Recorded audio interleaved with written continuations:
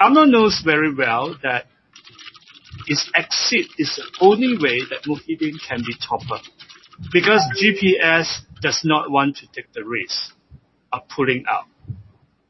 GPS want to play safe. And since UMNO is the only one that can change the game, UMNO see no reason for itself to install another prime minister other than one from its own. Of course, when we talk about UMNO, the situation is much more complicated because you do not have one single UMNO. You at least have three clusters. You have the court cluster, you have the cabinet cluster, and you have the third cluster basically consisting of senior party leaders without federal jobs and court cases. These are people from all the way from Mohamad Hasan, Khairy Jamaluddin, Johor and Perak MB and so on. That this is a residual group. There might be smaller subgroup between them, but we can categorize them as the residual groups with no federal power, with neither federal power nor court case.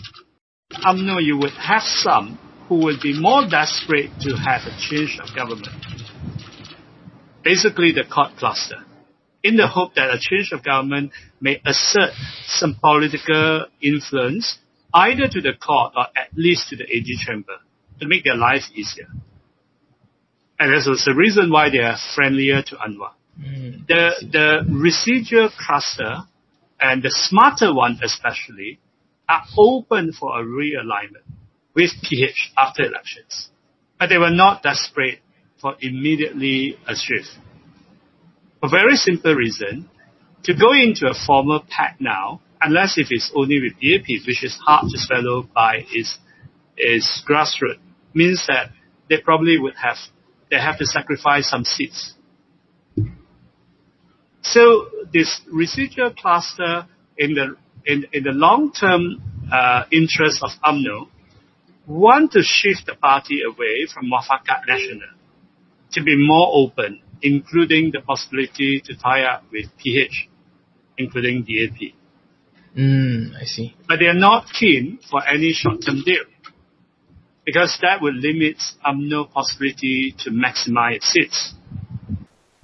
Well, it depends on when the election is called.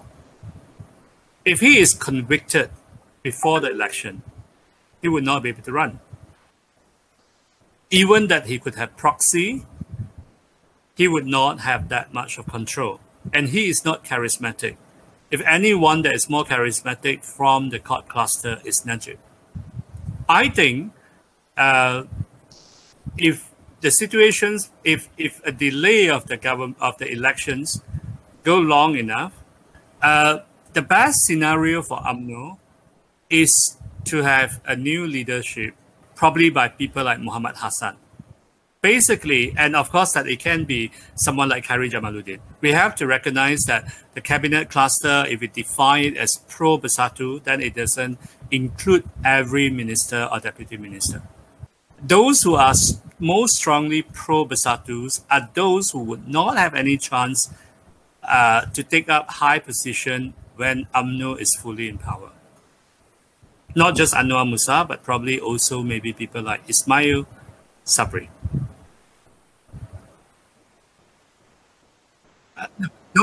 Those who were not high, not in the front line in the past, and now get promoted to the front line. So these are the people who may not actually, who must support Bersatu. Yes, but not necessarily people like Khairy Jamaluddin. Khairy Jamaluddin can leave the government anytime and remain a popular front runner to lead the whole party.